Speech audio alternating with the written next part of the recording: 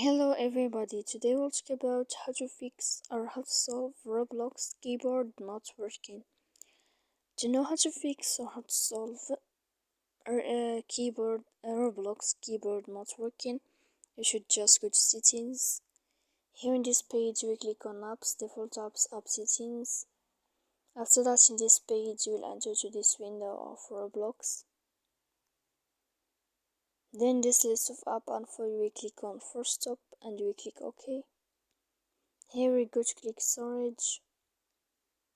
After that we click clear cache, and in the end of all the steps then you can turn off your phone and you can turn on your phone when you will wait a moment to fix your problem. So please don't forget to support us by like and subscribe. See you next time in another video, and thank you for your attention.